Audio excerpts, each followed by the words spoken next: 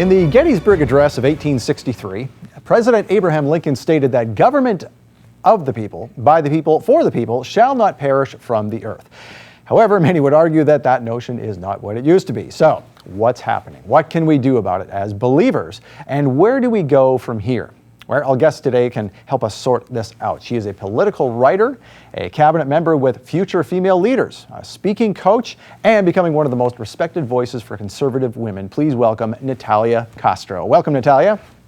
Thank you so much. I'm happy to be here. Now, I think one of the most shocking things to our viewers, first off, is they're looking at their screen going, well, this looks like a very young woman. So, Natalia, you are a senior at George Mason University. Is that correct? Yes, George Mason. I'm studying political science. It's been a really great experience. So what got you interested in the organization you're currently involved with, which is Americans for Limited Government? Tell us about that. Well, through my college career, I participated in competitive public speaking, which is basically like another way of saying I was on the debate team.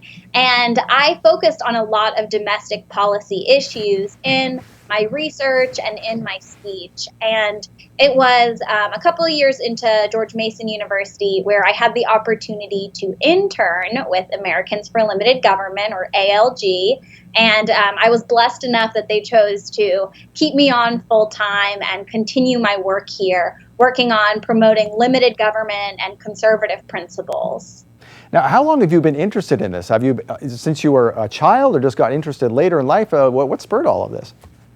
My mother will tell you that I thought about running for office when I was in middle school, but it wasn't until really the 2008 election became a really strong point for me, because it was the first time where I saw, a lot of, especially conservative women, rising up into prominence. We saw like Sarah Palin, and I was really inspired by this idea of women in politics, and it kind of caught the bug for me. So I definitely became a lot more involved, and ever since then, I've really been interested in public discourse and understanding policy. Now, I know you and Annie Reid are going to get into that more in a future episode, all about women in politics and women's roles and that type of thing. So that's going to be a very encouraging thing for people to see, I think, that just because you're a woman doesn't mean you have to be on the liberal side of things, does it? No, absolutely not. And there is a large group of conservative women who are really rising up. And so I'm very excited to talk to Annie more about it. And it's been a huge inspiration for me in politics, and I hope it can be an inspiration to many other young people. Well, speaking of inspiring people, let's inspire some people with some hope.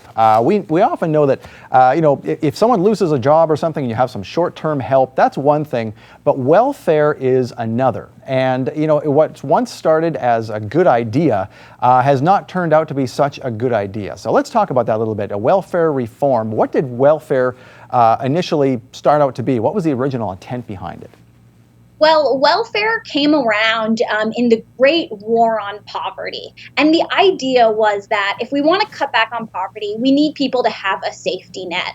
And most people, whether on the far left or the far right, agree there needs to be some form of a safety net for when life happens and unexpected things come.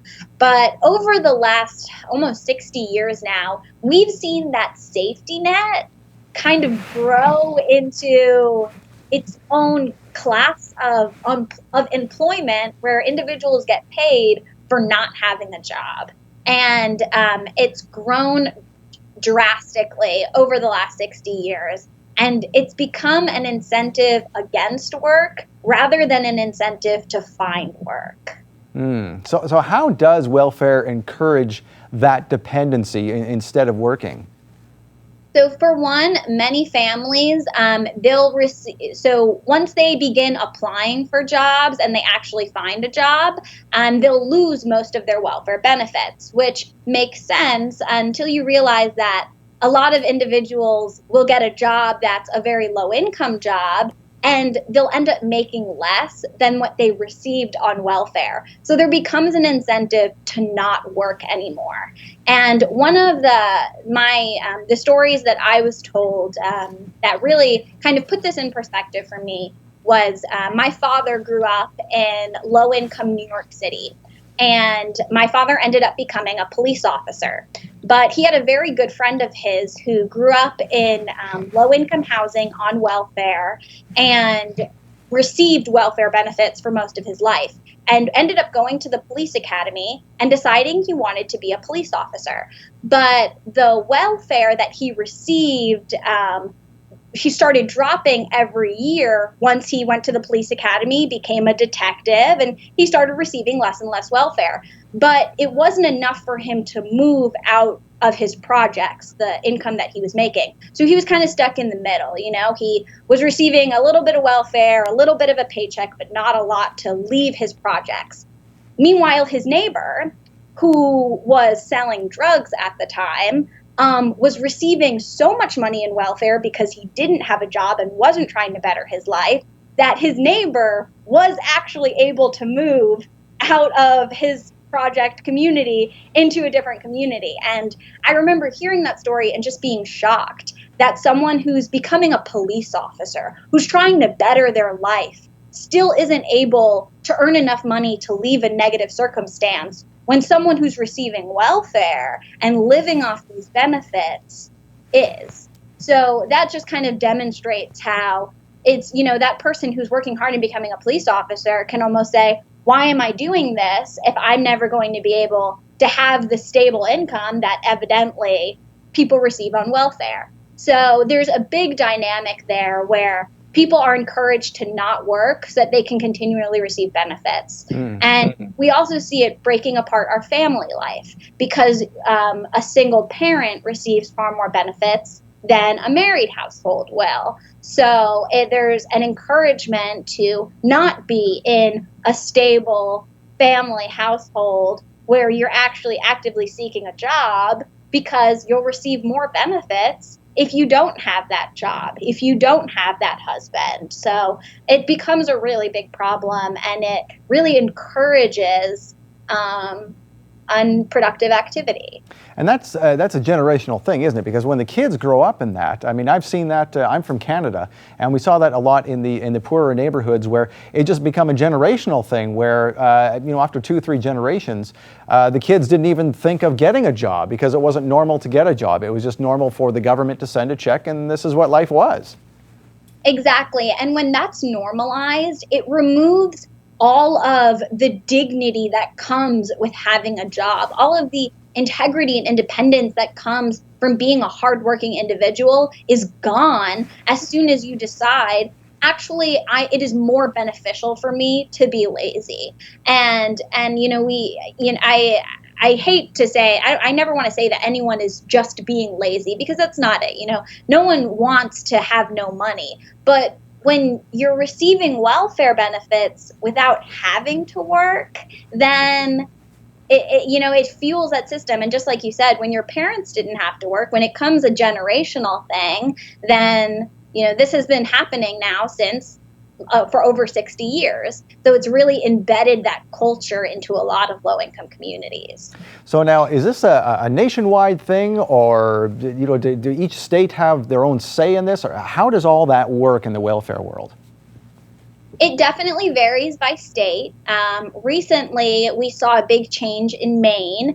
In 2016, I believe, Maine decided to institute work for welfare. And it was part of their welfare reform effort, where they basically said, if you can prove that you are either in a work training program or you are have some form of a job, then we'll give you additional food stamps. But you have to basically be searching for a job. You have to actively be trying to get a job, or in a training program of some sort.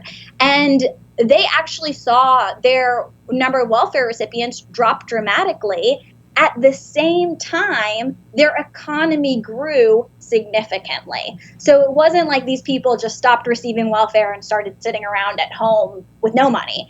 We actually saw the opposite. We saw more people leaving welfare because they were getting higher income jobs. They were, starting low, working their way up, and not having to be on welfare anymore. So there are some states where, you have that story, and it's incredible. But then you have other places like in Illinois, where unfortunately, in Chicago, for example, there have, They've had Democratic legislatures for almost 50, 60 years now, and they've expanded welfare benefits without work requirements. And you have stagnation within their economy. You have violence that has been broken out in a lot of areas of Chicago, and it's become a really dangerous and poor city because of the social programs that they've instituted. So it's definitely varies by city and state, but there is a lot more of that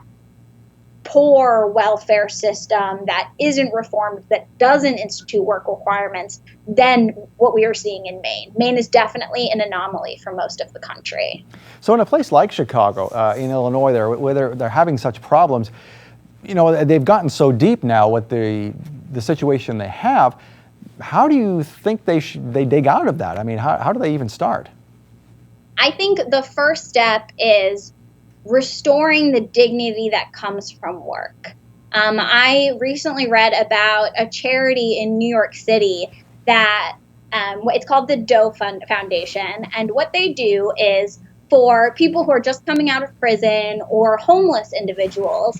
What this group does is they give them a job it's called pushing the bucket. And basically what they do is it's just a job. It's very low income, but they just clean the streets. Just a simple job of cleaning the streets. And what they found was that starting someone at a low-level basic job that gives them some form of income encourages them and gives them a new sense of dignity and integrity in their work that encourages them to go find a next step, that encourages them to go into a vocational training program or something, to learn to be a plumber, to learn to be some other type of handy worker, and eventually even a high-skilled worker. So I think the first step needs to be encouraging, even if it's a low level of work, a basic job that gives individuals dignity. And that comes from, here there is a work requirement. You have to at least be searching for a job or going through some form of a training program.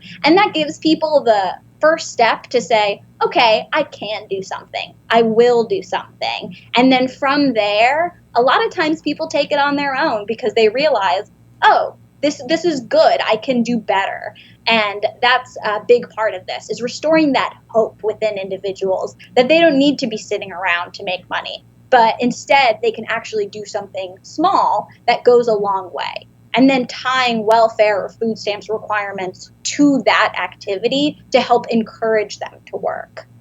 I find the same thing with health. I encourage a lot of people about health, and when people say, "Well, I haven't exercised for 6 years. How do I even start?" And you begin to be a couch potato, and you don't want to get up, you don't want to do anything, and it just takes that first kick to say, "Well, you can do something." And as soon as you start exercising, going to the gym, etc., then all of a sudden you feel better about yourself. And a friend of mine even showed me an app the other day that gave you rewards for taking your vitamins and doing the exercise you're supposed to do. So it has to start with those small steps that teach people that there is hope again, because like you said, this generational idea that, well, my parents got welfare without working, I'm going to get welfare without working. And that idea that you can go through life just kind of getting the minimum.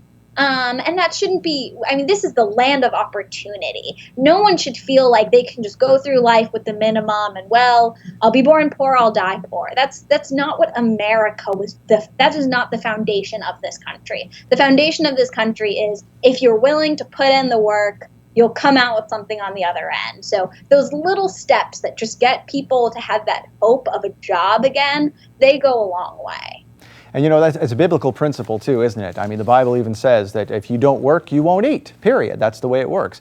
So now there's an interesting way to look at it. So to me, it looks like, and I want your opinion on this too, that welfare and the way that's structured in this country is not even really biblical, is it? No, not at all. I think like I said, the idea of having a safety net, the idea of being able to support people when they're down, that it very much comes from a biblical principle, but it has turned into that system that doesn't encourage work, that doesn't try to lift people up. It just tries to, help people get by on the bottom. And what is truly the biblical, the Christian thing to do is to not just let people get by on the bottom, but to help them rise. And that is the principle that we need to get back to if we want our country to, follow that moral compass. So a help up rather than a handout, really. Exactly. Yes, Okay. definitely. So now, you live in Virginia, correct? Yeah, just outside DC. Okay. So now, have any changes in this regard come to your state? No, unfortunately, Virginia has been very stagnant with our welfare reform. I'm originally from Florida, which has done a little bit better in trying to institute.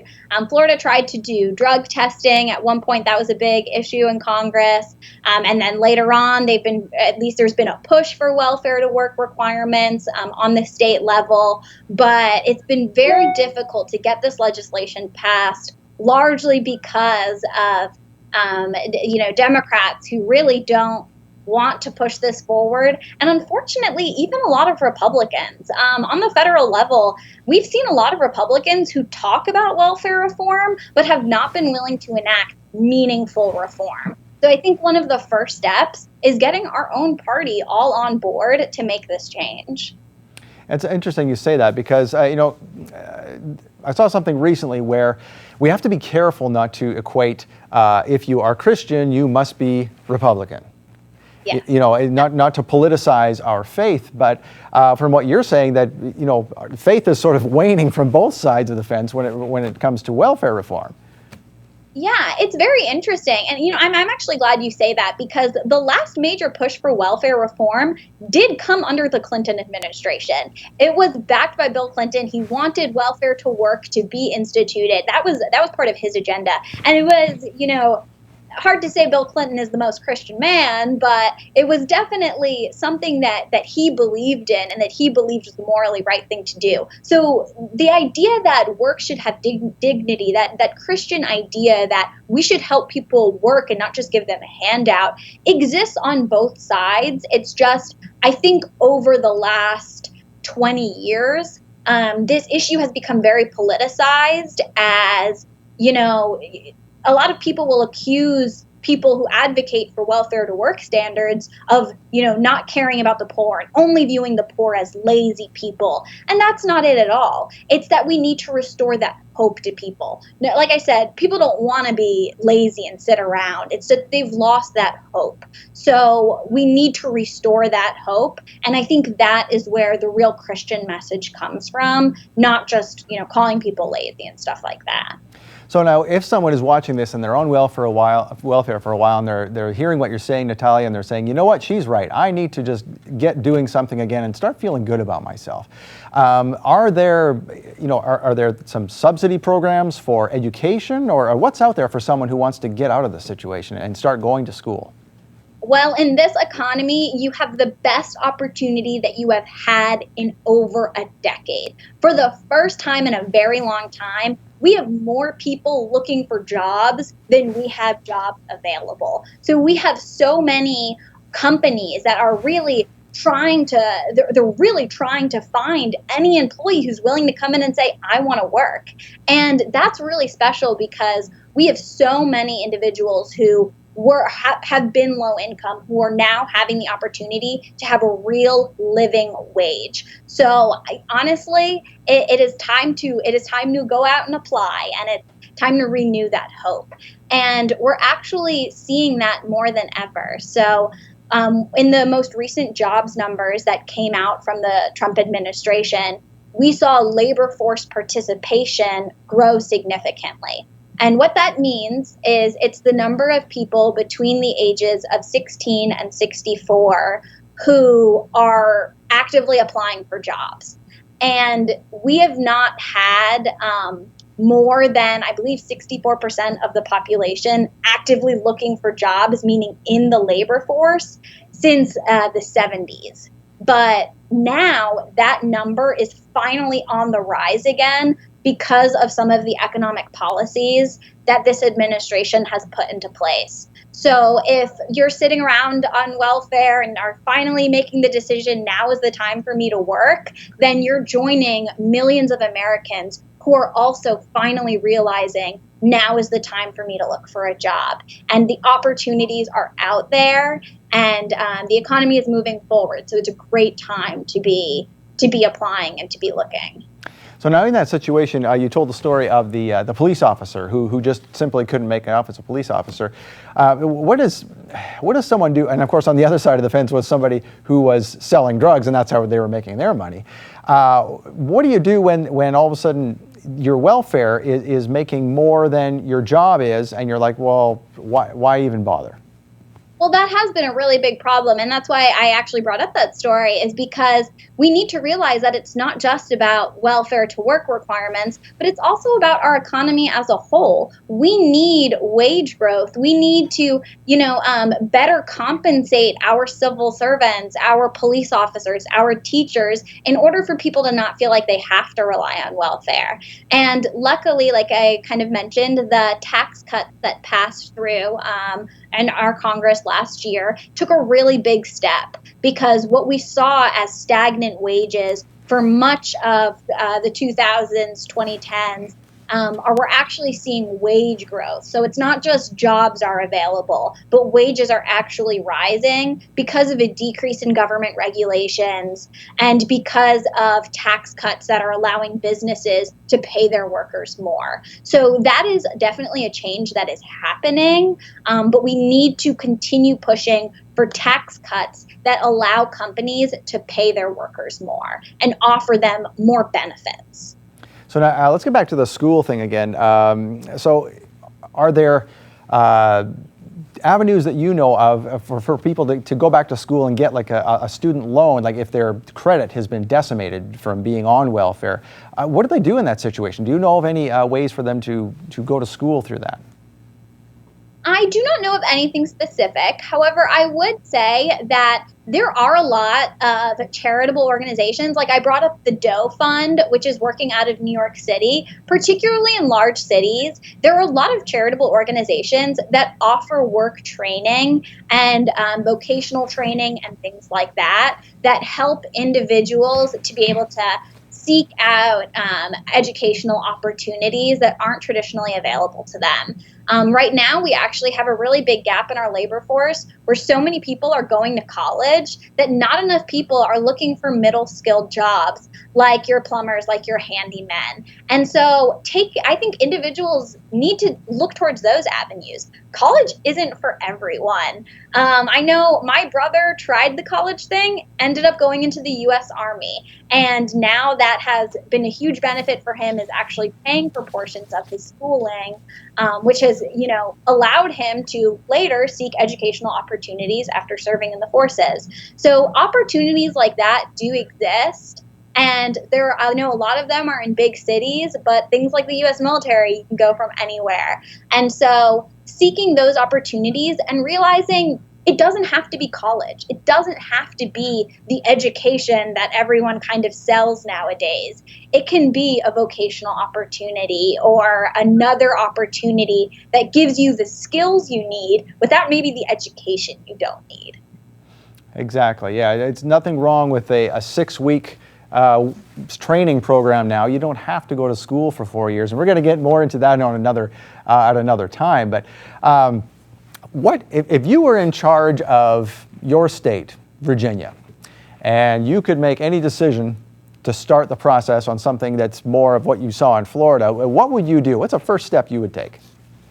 I think the first step needs to be welfare to work, and what that just it's really simple, that you just ask people to prove that they are actively seeking for a job, or ask people to prove that they are seeking an educational opportunity. And just doing that, taking that basic step of just asking people to prove that in order to receive their benefits, allows the state to say, we're not going to reward you if you have not done something worth rewarding. And I think that is a small action that takes a big step. And that was supposed to be federal law until in 2012, when President Obama removed that mandate. So there is a precedent for it. Congress has come together and agreed that this is something good, but we unfortunately had a president that didn't agree. So I think if I could just take control of Virginia, that is something I would try to reinstitute so that we can see the benefits and that we can bring that integrity of work back to our low-income workers. So essentially taking the short-term assistance model and moving it to the long-term. Yeah, absolutely. I mean, I believe the passage is you can teach a person, you can give a person a fish and they will eat for a day, or you can teach them to fish and they'll eat for a lifetime. And that's exactly it. We need to take the time to say, you're not just a number on a food stamps roll that gets a monthly check. You're a person who can work, and we will give you the assistance you need if you prove to us that you are willing to work, because there is no one, with the exception of obviously like disability accommodations, everyone can work, and we just need to remind people that they have that ability and restore that hope to them. And thank you for your support of this program. We've been talking with Natalia Castro about welfare reform, and she had a lot to say about this, but our next subject is something that is her favorite subject to discuss, and that is civil service reform. Welcome back, Natalia Castro. Natalia, why is this your favorite issue? You know, a lot of people call me crazy, but this is one issue that we don't realize how much it affects the American public and the average worker. And I believe it's the heart of limiting government, because so our civil service is essentially all of the workers who work for the government, whether the federal government, the local, state government. It's the people who work at the VA and take care of veterans. There's the Department of Interior and work at your parks department.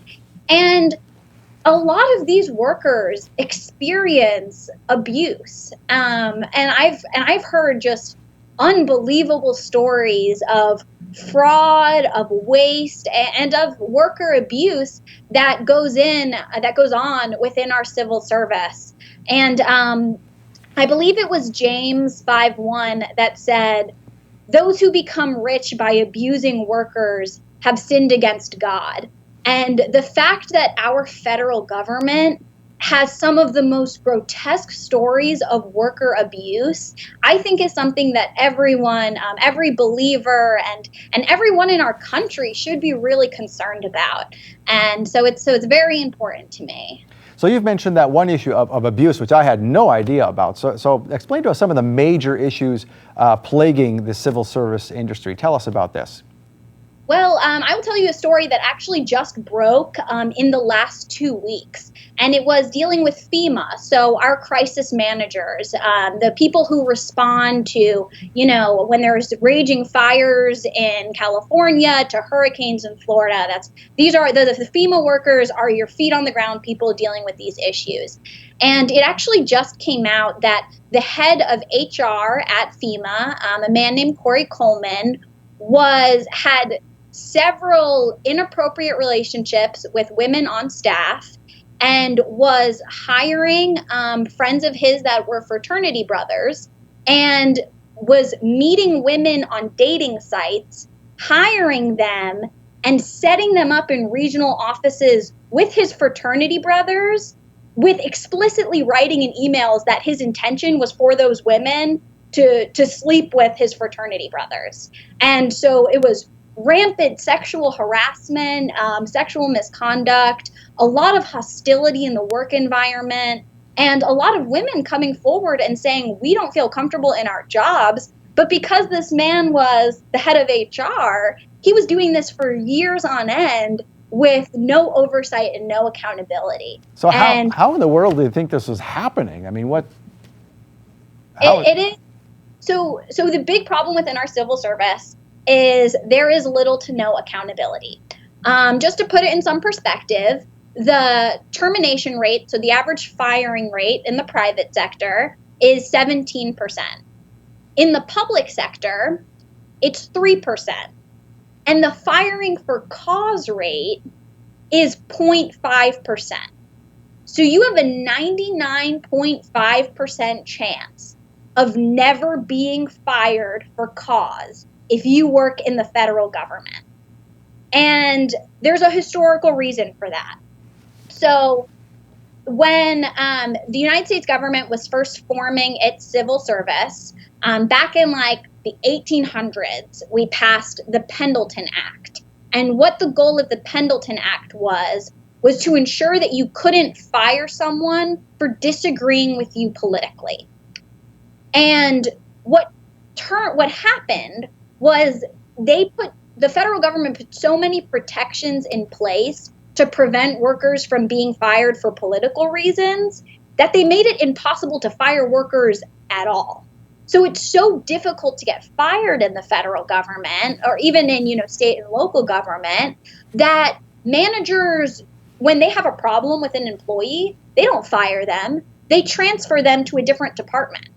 And another story I can give is something that happened at the EPA, actually, where you had an employee who was stealing like video cameras and like other technology equipment from his EPA office and pawning it and selling it and taking the money. And it was known that he was doing this for months, for years on end. But they couldn't fire him because it's so difficult to fire a federal employee that they just transferred him to different positions, and he did the exact same thing at all these different offices. So, there's this really big problem of it's so difficult to fire an employee that there ends up being no accountability and oversight. And you have individuals like Corey Coleman who are able to abuse workers for years on end and experience no repercussions. This sounds akin to not necessarily maybe the sexual or physical abuse allegations, but this sounds a lot like colleges where a prof is given tenure and there's nothing anyone can do to get rid of that prof, and he may be the most lousy prof on the whole campus, but nobody can do anything about it, and meanwhile all the students taking his class are failing. Absolutely. It's very similar, except the people who lose out in that situation are the students who don't get a good education, but every single person in our country is affected by our federal civil service because when they're not working effectively, they're not serving the needs of the American people. When individuals at the Department of Interior are not, there are stories from the Department of Interior very similar to that of FEMA, where you had rampant sexual exploitation, and their workers aren't helping deal with park services like they're supposed to be. They're dealing with, they're engaging in sexual misconduct. There are stories from the Department of Veteran Affairs that are absolutely tragic of veterans dying on wait lists because VA employees aren't doing their jobs. And I mean, for our veterans to literally be dying on wait lists because of a lack of action within the civil service is ridiculous. And that's the real impact of a lack of civil service reform. It sounds very familiar, that whole dying on the waiting list. I'm from Canada, and in Canada we have that problem with the socialized medicine. And quite often people do die on the waiting list just because there's no account of, well, first of all, the lineups are huge for several reasons, but the nurses are in such demand that they can't lose, and so they can make a ton of mistakes and not get fired because they're in such demand that they're needed so badly, but it just leads to the same type of problem. Yeah, exactly. In fact, whenever people talk to me about socialized medicine in the United States, the VA is the United States version of socialized medicine for our veterans. And it is, experiences a lot of the problems that you just said that are also similar in Canada. It's just not possible to deliver the care necessary. But that, coupled with the civil service abuse that we see in our federal government, really exacerbates the situation and makes it impossible for the people who need care to actually get care. And there are so many stories of this across the federal government. It happens in every single agency. And the fact that our federal government hasn't taken action, or at least notable action, to instill reforms across the government is a really big problem. Now, there were some reforms that maybe this was obviously a problem for a long time. There were some reforms enacted 40 years ago, and it was called the Civil Service Reform Act. Why did that come about, and what did it do? So the Civil Service Reform Act was very similar to the goal of the Pendleton Act that I discussed earlier. So the Pendleton Act, like I said, it was trying to remove partisan firing. The Civil Service Reform Act took the next step in that, where they said, okay, we need to make it easier to fire federal employees, but unions, which were so strong at the time that the CRA was passed, they made sure that there was a very long and complex appeal process. So what the Civil Service Reform Act did was it said you can fire an employee, but first you have to go through the Merit Systems Protection Board. First, you usually have to go through the EEOC, which is an Equal Opportunity Employment Act, and that kind of makes it, again, another step in firing an employee. And what this reform did is today it takes, on average, over 300 days to remove a federal employee, because the Civil Service Reform Act made it such a complex process and such a lengthy and difficult process that it almost discouraged managers from trying to fire anyone at all, because it made the process so much more complex. So while it had the goal of making it easier to remove federal employees, it actually made it harder because it added so many additional steps. Goodness. So it's almost like if there was a problem over the course of a year, that person could make it look like this wasn't such a big problem. Don't worry about it. Yeah, we'll rip up the paperwork and go on with life. Well, and it's actually gotten worse since then, because now, before you can even begin the firing process, unions have ensured that you need to put the employee on. Okay, so if I'm a manager and I want to remove an employee, then the first step I need to do is put them on a performance improvement plan, or a PIP. And that's like a 30-day plan that gives the employee a chance to improve. And then after that's done, I have to put them on a performance action plan, which is another 30 to 60-day process where I give the employee a chance to improve. And then after that, it's the Merit Systems Protection Board. So there are so many steps that have been added to this process that, like I said, it's so lengthy and complex. Managers don't want to deal with it, and they don't want to do it. So instead, they're just transferring the employee, moving them somewhere different.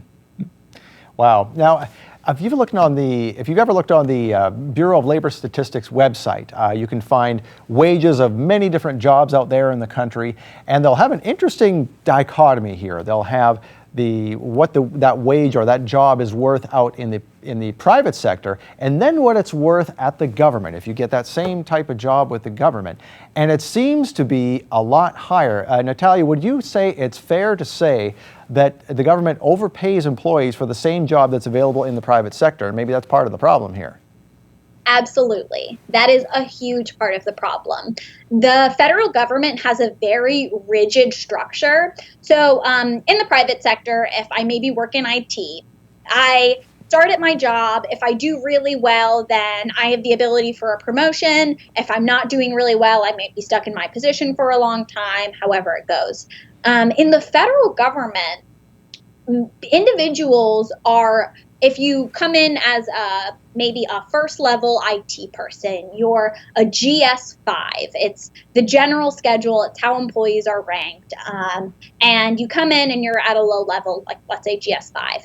It is almost, for most federal employees, every year there is either a raise or a step increase. And what individuals will see in the public sector is, because there is no real accountability and oversight, individuals are able to rise through the ranks very quickly, even if they aren't necessarily qualified to move that quickly. So in the private sector, where it's much more based on performance, in the public sector, it's much more based on time and rank. So that creates an incentive to be there for a long time. And since you're not going to get fired, it's not too hard, as opposed to the private sector where you have to work much harder to see the increase. So this seems like the old school, like you mentioned before, the unions. It seems like very much a union mentality. So now, obviously, you'd think that, with a conservative government now in power, that's not their deal. They don't want to do that. So what is blocking necessary change here?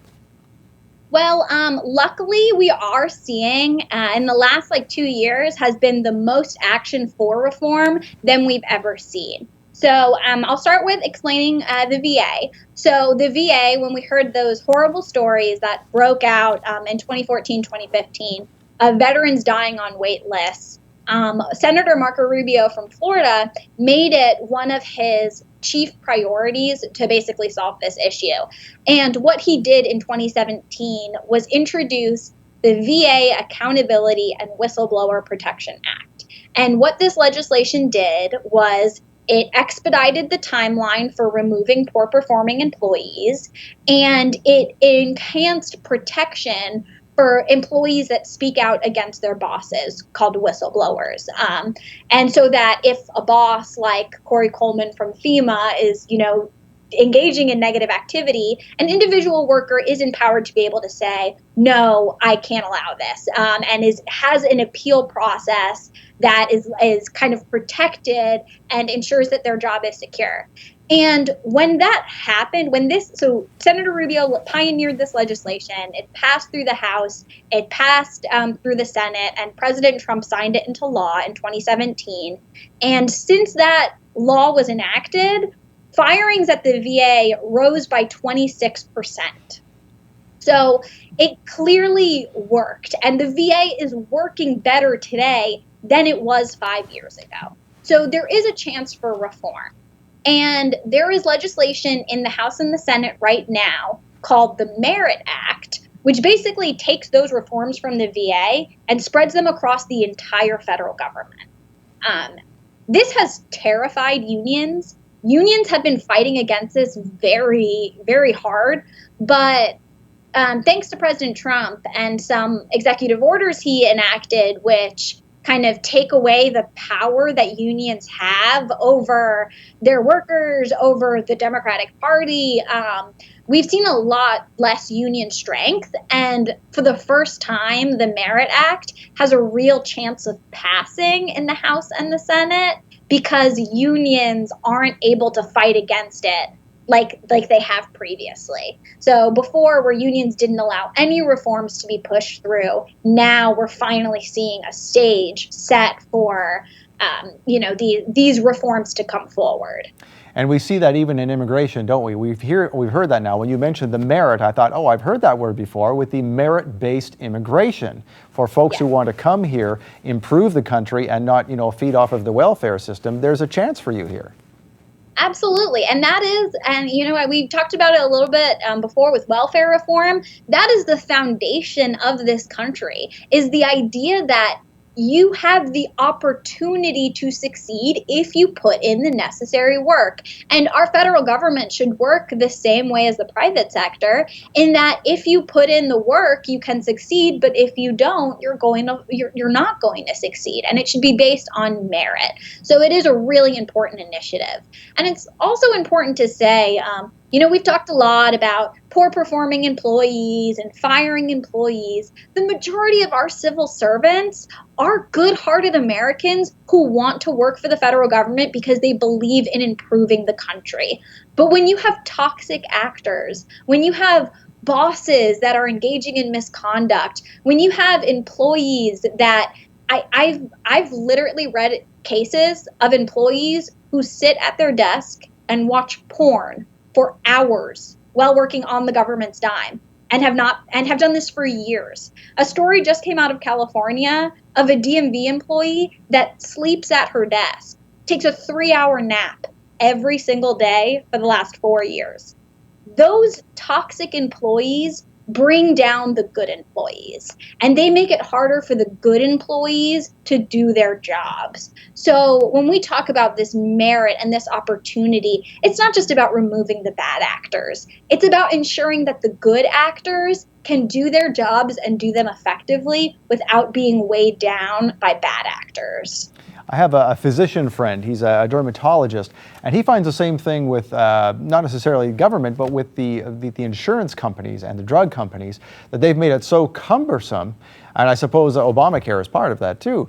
But he finds that colleagues and even fresh doctors out of college don't even want to be in this system because they see that same scenario where they're being dragged down by a system. So it brings me to my next question. Is it even possible to overhaul the entire system all at once? And if not, what do we start with?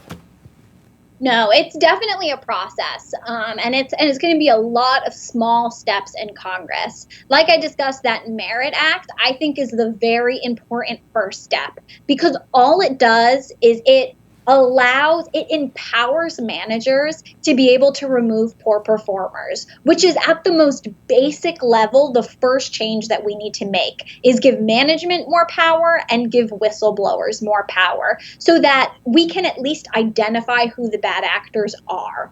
And then the next step is going to be further reining in unions because right now unions they engage in long and costly litigation processes that allow bad employees to stick around. And even once you fired them, unions will appeal it and the bad employee will come back. So I think that second step is really going to be reining in unions these unions were supposed to work for the employee. And now they're working more for the bad employees than they are the good employees. So first step is going to be giving managers that accountability and oversight over their own staff. And then it needs to be reining in unions. And it's just going to be chipping away a little bit at a time until we can finally have a civil service force that works for the people. Now, our Yeshua, Jesus, told us to, with the coin, the situation with the coin in the Bible, he said, pay to Caesar what is Caesar's and pay to God what is God's. And even in some of the epistles, we see that we are to pray for our leaders. So if we are to pray for our leaders and pay our taxes, certainly we don't want to know that, someone is, well, we do want to know, or we're saddened by the fact that someone can sit at a desk and do that all day. So as believers, what are some interesting things that maybe believers can do just on their own besides prayer? Any suggestions you might have? Absolutely. So Americans for Limited Government is actually leading an initiative to try to get the Merit Act passed. It is called Fire the Swamp. You guys can visit firetheswamp.com and send a letter to your congressman just bringing this situation to their attention and urging them to pass some of the reforms like the Merit Act. The first step really is making sure our representatives are aware that this is an issue, because a lot of times it is our representatives who benefit from a lack of change within the civil service. So we need to kind of let them know we're watching and that we want this change to happen. And by writing letters, calling your representatives, it really forces them to acknowledge that this is an issue. And your organization, now you write a lot of articles on this. Do you have any favorite articles that you've written recently about this that you believe our readers or our viewers should read? Some of the blogs you've written on this subject. Absolutely. I recently wrote for thedailytorch.com. You guys can catch an article where I outline everything that happened at FEMA and how it could have been prevented with proper civil service reforms. And that is my most recent article. But if you also search civil service reform or civil service scandals is more than just the VA, that's another piece I wrote for the Daily Torch, where I actually went by agency and addressed some of the biggest abuse scandals and some of the issues that we've seen within the civil service. And so I think that's one that I always kind of look back on and read through, because I hear these stories and sometimes it's just unbelievable for me to even read these and to hear these stories. I have people call my office all the time and tell me, this is the kind of abuse that I experienced. And there's a lot more of it than even we know about. So by, those two articles really help outline, I think, a lot of the abuse that's going on. And I encourage people to read them so that they can be more aware of what's going on. So some of the things you've said today are quite shocking, all these stories that come forth. And I'm thinking as you're saying them, I haven't heard of these stories on national media. And you've said that people call you with these stories. So they're coming to you from person to person. Why do you think we're not hearing this stuff on the media? Well, the civil service has worked really hard to protect itself. So one of the big issues is once an individual engages in litigation against their department. So, for example, I've spoken with someone who actually sued the Department of Veteran Affairs because of the workplace abuse that they experienced. And the department kept them in litigation for years on end, until eventually that individual could no longer pay the legal fees and just had to make a settlement. And what the federal government does in these settlements is they require individuals to sign non-disclosure agreements, which basically means I won't go to the press and say everything that I've experienced. And that can be really fear-inducing for a lot of employees who are scared that if they say something, they'll never get a job again. So what I have done is a really deep dive into congressional hearings and records that I've read in order to shed light onto some of these stories while maintaining the anonymity of the people reporting them. And I think that is the reason that a lot of people have reached out to me directly, because they've realized that I will report on this while keeping their identity secure. But I know a lot of people are very scared to take on the federal government. And so they don't want to go to news outlets and kind of tell their story, which is very unfortunate because these are stories that need to be heard. Well, at least you're telling them. So I would encourage anyone who's watching this and knows of any of these abuses, or maybe you work with the government and you're experiencing this kind of thing, you don't know your way out. Natalia's your way out. Call Natalia. Tell her the story. She'll get it out there. So, well, we want to thank you for watching today. We thank you very much for joining us, Natalia, and we're going to have another episode next week. And we have, like I said, 2 more episodes with Natalia Castro. In the next episode, we'll actually talk more about why college today is not worth it. In fact, some would even call it a scam. Even college students themselves are saying this. We'll also talk about gun ownership. Plus, in the final episode, Annie Reed will be sitting in this chair talking with Natalia about issues facing conservative women and how environmental protection affects your freedom. So, we'll see you next time. Shavua Tov. Have a good week.